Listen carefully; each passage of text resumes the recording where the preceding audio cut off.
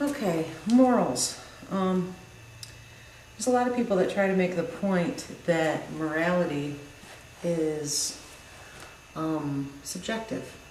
And I can definitely see that point. I can see why you would think that it is subjective, and in a sense it is. However, I don't know. I mean, so far I have yet to have anybody kind of argue the theory out of me that morality is objective in the sense that there is a right and a wrong. And, you know, maybe a lot of other atheists will try to take my atheist card away for saying that, because I think usually it's theists that try to make this argument that morality is objective, because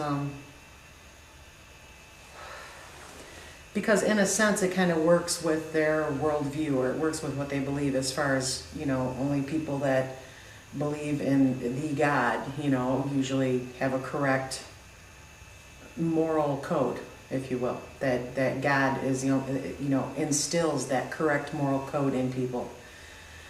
And I disagree with that. I don't argue that morality is objective because I have any kind of faith in a God, because I don't. I'm an atheist. I believe that there is a right and a wrong, in the same sense that I believe logically that there is right logic and there is wrong logic. In other words, there is a right answer. And I guess even that could be looked at as like an argument for a God in a sense, but to me, not so much. And the reason being,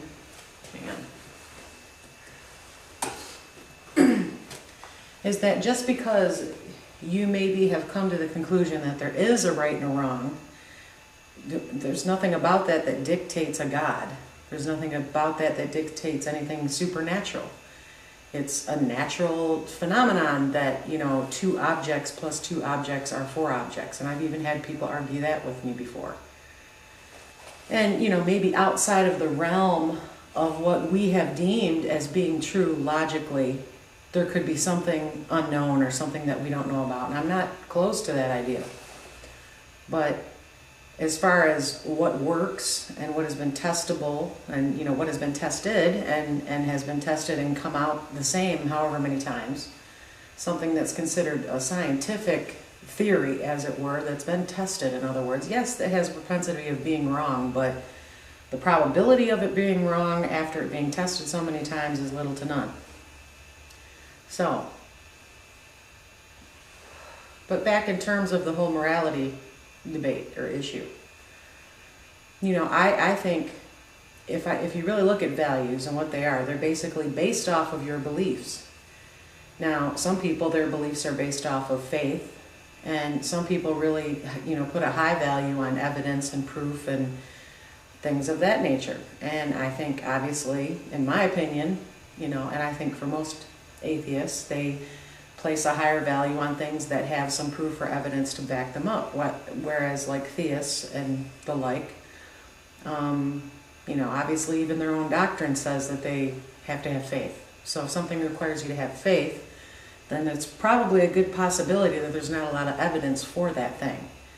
And maybe that's the whole point. So anyway,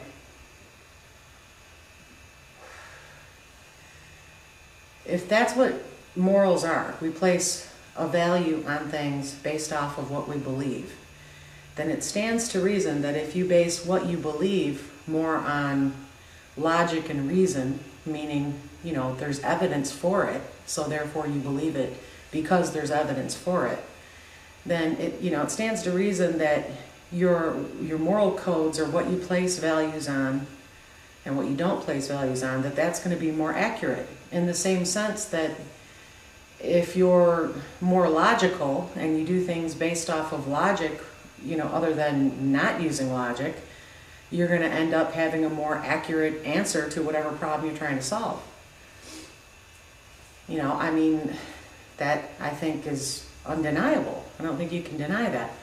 But I think the purpose of us having morals or placing values on things, not only does it kind of satisfy what we believe. I mean, you know, obviously if you're a theist or Christian or whatever, you have morals based on what you think your God has dictated to be morally accurate. And you kind of follow the precepts that are laid out in whatever the doctrine is that you're worshiping or believing in. And like I said, a lot of times, most times, that's based on faith, primarily. Or by and large, I guess I should say. But now if you're an atheist, and you don't have any of those kind of precepts, granted, you probably were, at some point or another, indoctrinated into some form of religion. Most of us were anyway. Not everybody, but I would say the majority of the people probably on the planet were. So a lot of that stuff was kind of pushed on you initially, but when you got to the point that, and I guess I'm speaking more of my own experience, when you get to the point where you realize that, you know, there is no God, or you decide that there is no God based off the fact that you don't feel like there's enough evidence, you know, you do question that maybe initially at first, and you think, well, you know, where do morals come from, and what is the point of, you know, morals if there really is no God? But they're really the same thing. They are the foundation for our laws. And they're really more selfish than they are noble. I mean, people say, oh, you're moral, you know, or you don't have any morality if you're an atheist, you're a heathen, you know. And they act like that's such a terrible thing, which, you know, it can be. But I guess what I'm trying to say is that morals really are based off of selfish reasons in a sense. I mean, to me, I look at them as like kind of like survival instincts. If a society has morals that say, you know, okay, here's society A, and they have a moral code that involves, you know, the basic stuff, the usual things. You know, you can't kill other people, you can't steal from other people. You know, those are usually two major tenets in pretty much every country and culture's thing. And, you know, I'm not going to say that there's not variations or that there's not places that don't have those morals, but I think by and large you're going to find that. And the reason being is you don't want somebody to be able to kill or be, you know, not get any punishment if they kill, because that means a lot of people might be killing, and you don't want to be killed. So because you don't want to be killed, your family, your friends, you don't want any of them to be killed, you don't want that to be an okay thing. So that's society A, they have those morals. Say society B doesn't have those morals. Now, the only reason I can think of that society B doesn't have those morals is because they have some kind of either weird beliefs, maybe they have no beliefs at all, which I think that's impossible. I think everybody has some kind of belief in something as far as where we came from, why we're here, what we should do, what we shouldn't do. I think as human beings, you kind of, it's a part of being a human being. But let's just say that they don't have any morals. It's just kind of the same thing as saying we don't have any laws. We don't place any value on anything, you know. Just say they don't, even though I think it's totally fictitious that would ever happen. But if they don't, then what's going to happen to their society? People, you know, if somebody decides to kill people, now granted, it's possible, albeit unlikely, that a society might not have those morals ingrained into their moral code as far as not killing and not stealing, and maybe they still will survive, because maybe the people in that society don't have that propensity or just never end up having that propensity. I suppose that's possible, but knowing, you know, human nature, knowing what humans are like by and large, I would have to say that the possibility of that is slim to none. So basically what I'm trying to convey is that morality, or what we place values on, is a type of survival instinct. You know, it's a way that the brain is organizing the importance of things in life and how to deal with issues or problems. You know, which, like I said, is akin to laws. Our laws are kind of based off of those things. It's against the law to kill somebody.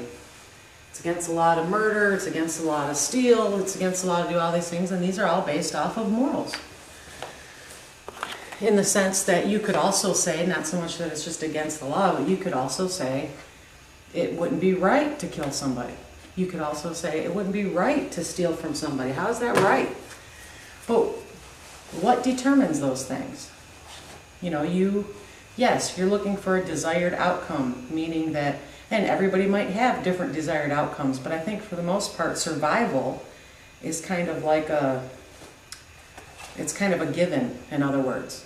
You know, everybody wants to survive. Most people, if they're not dysfunctional or have some kind of chemical problem or, you know, like psychotic or something, want to be happy. You know, most people want to be happy, they want to be comfortable, they want to be all those basic instincts. We want to be loved, we want to be fed, we want to be warm, we want to be... All those things that keep us alive are usually what keeps us happy. So all of these things go together. Laws, morals, instincts, they go together. And logic, what does it take to be safe? What does it take to be warm? How do we do that? And how do we do that together as a society of people who do have differing views and do have differing levels of logic and levels of health? Which is kind of almost saying the same thing. Which is what I've been trying to argue with various people. And, you know, a lot of people make the argument, oh no, it's subjective, it's subjective, it's subjective. It is only in the sense that levels of logic are subjective, because people are at different levels of logic individually and by society. You know, one society might be higher level of modernization or whatever you want to call it, whereas another one might not be. And I think that you can see that that affects what they consider moral and what they don't. In other words, if you were to take a handful of us that live in America, and you were to say, do you think it's moral that this other country over here, or this other society, thinks that it's okay that, like, when their little boys turn 5, that they indoctrinate them into a religious belief? Do you think that's moral? Most of us would say no, because we can see the outcome of that. We can see what that's doing to their country. We know that that would not work in our country, that it wouldn't be right, that it wouldn't be good for the survival of the majority of the people. And it wouldn't be fair.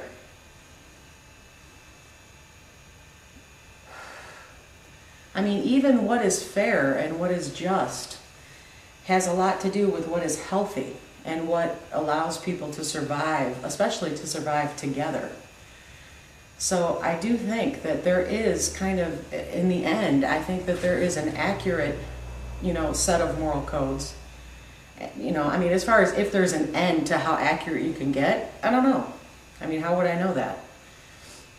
It does seem like, though, that when you look at like early man versus where we are now, that our morals have evolved and that they're constantly evolving.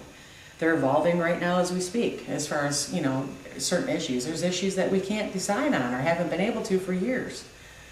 You know, like pro-life versus pro-choice, like the death penalty. There's a lot of people that argue about that still. We don't, you know, those things might change. Which way? I don't know.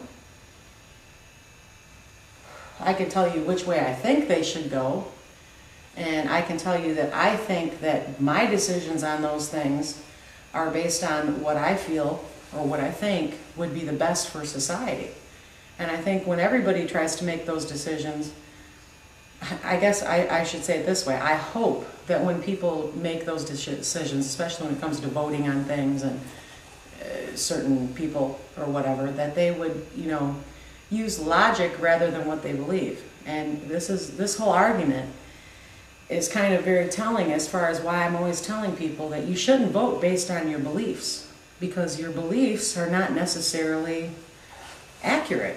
Now, you know, a lot of people say, well, yeah, but isn't that what you're doing?